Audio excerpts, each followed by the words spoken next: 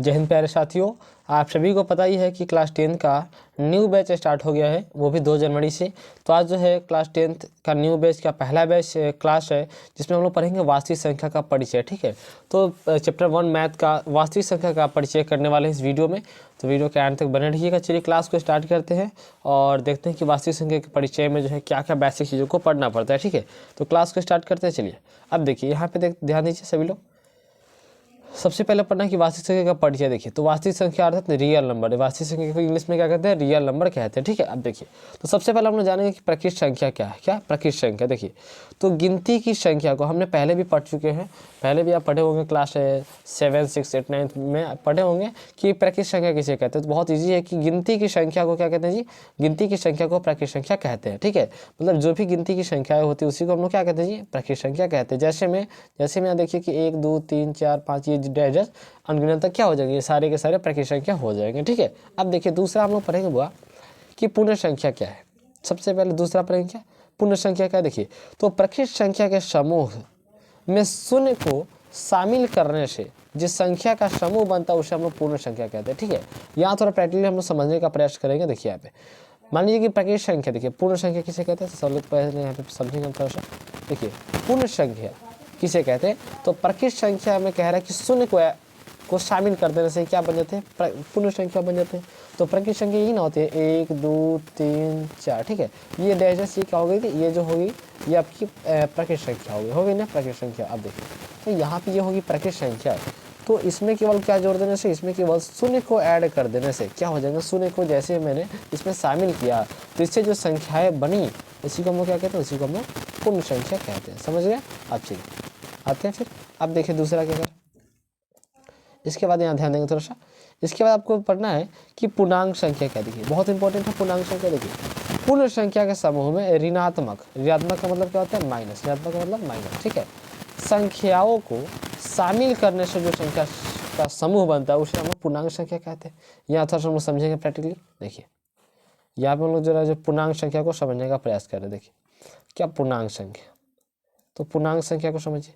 देखिए जो पूर्ण संख्याएं होती है, पूर्ण संख्या क्या होती है? जैसे कि देखिए मान लीजिए 0, यहाँ पे 0, 1, 2, 3। ठीक है, यहाँ पे 3, ये होगा पूर्ण संख्या। ठीक है, तो कह रहा है कि पूर्ण संख्या जब जो है प्लस यानी कि धनात्मक हो और साथ ही साथ ऋणात्मक, ये दोनों जब भी आए तो उसी को हम लोग पूर्णांक कहते हैं। ये प्रैक्टिकली आप इतना समझ सकते हैं कि जब दोनों चिन्ह आते हैं, धनात्मक भी रहे और ऋणात्मक भी रहे, तो उसी को हम लोग पूर्णांक कहते हैं। जैसे मान लीजिए इधर की हम बात करें तो इधर हो सकता है -1, इधर देना चाहिए -1, -2, -3, इस तरीके से डॉट डॉट डॉट।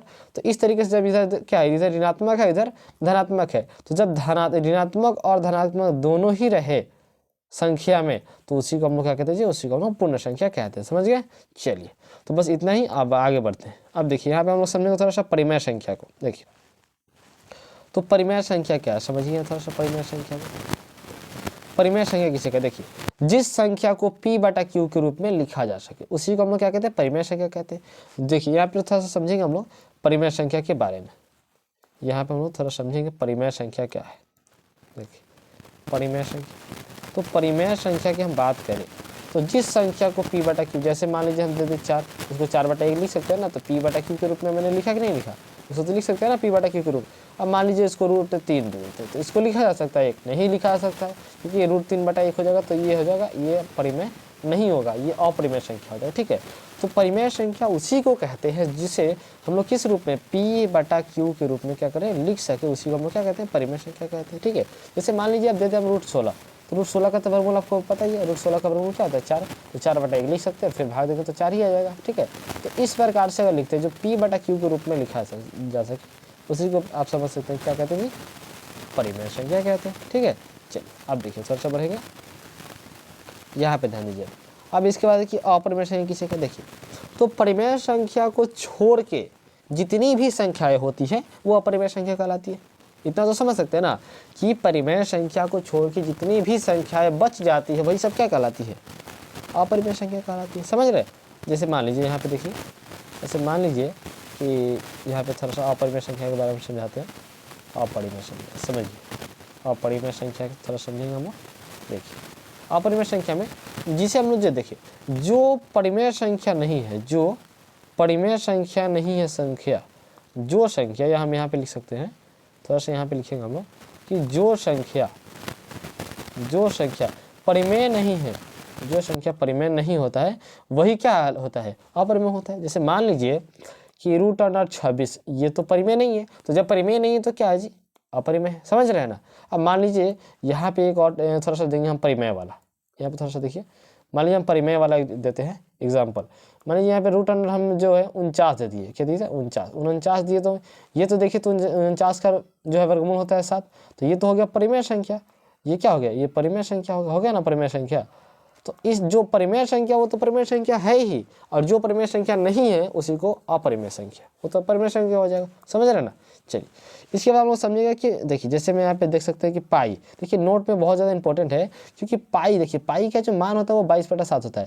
तो जो 22/7 होता है ये तो परिमेय होता है, लेकिन जो केवल पाई की बात करेगा हम, केवल पाई की, तो वो आपका अपरिमेय संख्या हो जाता है। ठीक है, तो इस चीज़ को नोट में आप लोग लिख लीजिएगा। ठीक, चलिए आगे बढ़ते हैं। अब देखिए यहाँ पे हम लोग पढ़ेंगे भाज्य संख्या क्या है। देखिए वे संख्या जिसके 2 से अधिक गुणनखंड हो उसे भाज्य संख्या कहते हैं। जैसे मान लीजिए यहाँ देखिए गुणनखंड का मतलब क्या हुआ, देखिए यहाँ पे तो गुणनखंड का मतलब क्या पूछ रहा है, गुणनखंड का मतलब यहाँ पे थोड़ा सा हम लोग समझेंगे प्रैक्टिकली।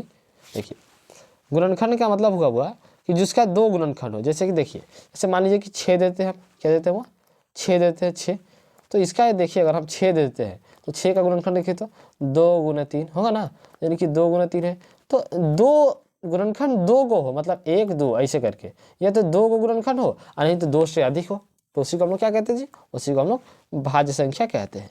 ठीक है, समझ आए। जैसे 4 हो गया, 6 हो गया, 8 हो गया, 10 हो गया, इन सभी का जो है गुणनखंड 2। जैसे 9 की बात अगर हम कर ले, अगर कोई कहेगा कि 9 का सर बताइए, तो 9 का देखो, तो यहाँ पे 9 का थोड़ा सा देखेंगे हम लोग। देखिए 9 को काट के देखिए 3 से, यहाँ पे हम लोग 9 को 3 से काट के देखते हैं। देखिए हम 9 को काटते हैं 3 से, देखिए 9 को 3 के 9, तो 3 × 3, तो गुणनखंड कितना है, 1 2 2 है ना गुणनखंड, तो ये क्या हो जाएंगे, ये भाज्य हो जाएंगे। समझ रहे, तो भाज्य तो बहुत आसानी से समझ गए होंगे। चलिए आगे बढ़ते, आप थोड़ा सा आगे बढ़ेंगे। देखिए यहाँ पे इसके बाद हम पढ़ेंगे क्या, इसके बाद हम लोग पढ़ेंगे वास्तविक संख्या क्या है। देखिए बहुत इंपॉर्टेंट है वास्तविक संख्या क्या। देखिए तो परिमेय संख्या तथा अपरिमेय संख्या के समूह को ही वास्तविक संख्या कहते हैं। किसको जी, परिमेय संख्या और अपरिमेय संख्या से जो संख्याएं बनती है दोनों को मिलाकर वो सारी क्या होती है, वो सभी के सभी वास्तविक संख्या होती है। ठीक है, अब देखिए इसके बाद हम लोग पढ़ेंगे सम संख्या का। देखिए तो सम संख्या के बारे में हम लोग पढ़ेंगे। सम संख्या, देखिए तो सम संख्या किसे कहते हैं, जो संख्या 2 से पूर्ण रूप से विभाजित हो उसे हम लोग सम संख्या कहते हैं। जैसे में देखिए 2 4 6 8, जैसे मान लीजिए कि 4 ही होगा, तो ये 2 से पूर्ण रूप से विभाजित नहीं हो जाएंगे। 2 से काट के देखिए, तो इसको 2 से जब काटना स्टार्ट करेंगे तो 2 2 4, तो पूरे रूप से कट गए। जब पूरा रूप से कट जाता है उसी को हम क्या कहते हैं, सम संख्या। जो संख्या 2 से पुनः रूप से विभाजित हो जाए, यानी कि कट जाए, उसका शेषफल 0 आ जाए, उसी को हम लोग सम संख्या कहते हैं। ठीक है, अब चलिए इसके बाद हम लोग सीखेंगे क्या, विषम संख्या। देखिए तो विषम संख्या किसे कहते हैं, देखिए जो संख्या 2 से विभाजित न हो उसे विषम संख्या कहते हैं। मतलब जो सम संख्याएं होती है उसको छोड़ के सभी संख्या विषम संख्या होती है। समझ रहे हैं ना।